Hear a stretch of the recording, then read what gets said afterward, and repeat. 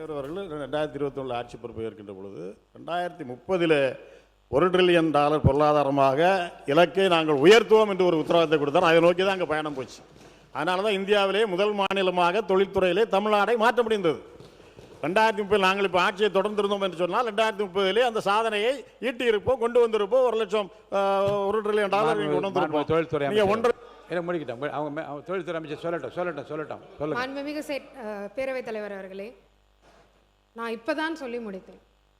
அதாவது அவர் மூத்த உறுப்பினர் கூட, முதலீட்டாளர்கள் எல்லாரும் இதை பார்த்துட்டு இருக்காங்க. ஒரு புக்கை காமிச்சு ஒன்றுமே இல்லை, இதெல்லாம் என்ன வார்த்தைகள்? இளைஞர்களுக்கு ஒரு வேலை வாய்ப்பை நம்ம கொண்டு வர போகிறோம். அதுக்கு இப்படி நாங்கள் அதை செய்தோம் இதை செய்தோம்ன்றதை விட்டுட்டு, இளைஞர்கள் தான் உங்களுடைய நோக்கம் என்றால் இந்த மாதிரியான தப்பான ஒரு பதிவை நீங்கள் பதிவு செய்யக்கூடாது. அது தவறான செயல்.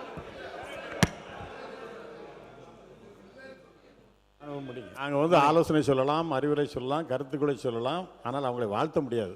என்ன இருக்கோ அதுதான் நாங்கள் சொல்ல முடியும். தான் எதிர்கட்சியோட கடமை. அதைத்தான் நான் சொல்றேன். அதைத்தான் சொல்றேன். நான் உங்களை கேட்டுக்கொள்ளதெல்லாம் 2 கருத்து ஒரே கருத்து தான் முடிச்சிருக்கேன். கேட்டுக்கொள்ளதெல்லாம் நீங்கள் $1.5 trillion நீங்கள் கொண்டு வருவோம்னு சொல்லியிருக்கீங்க. எங்களுடைய ஆட்சி இந்த காலத்தில் அமைந்து எங்களுடைய முதலமைச்சர் அந்த பக்கத்தில் முதலமைச்சராக இருந்து, ஏற்கனவே எங்களுடைய தொழில்துறை அமைச்சராக இருந்த TRB ராஜா அவர்கள் இங்கே தொழில்துறை அமைச்சராக இருந்தாருன்னா, அந்த 2036 $2 trillion நாங்கள் பொருளாதார வளர்ச்சியாக கொண்டு வந்திருப்போம் என்ற உத்தரவாதத்தை நான் தருகின்றேன். நீங்கள் நல்லா உழையுங்கள். நாங்கள் யாரும் உங்களுக்கு எதிரில்லை. நல்லா உழையுங்கள். கடுமையாக உழைத்தால் தான் தொழில்துறையிலே முன்னேற்றத்தை கொண்டு வர முடியும். அப்படி உழைத்த காரணத்தால் தான் எங்களுடைய தலைவர் அவர்களும் தொழில்துறை அமைச்சர் அவர்களும் உழைத்து கடுமையாக முதலீட்டாளர்களை சந்தித்து அதன் மூலமாகத்தான் இந்த உயரத்தை நாங்கள் உச்சத்தை நாங்கள் எட்டியிருக்கின்றோம்.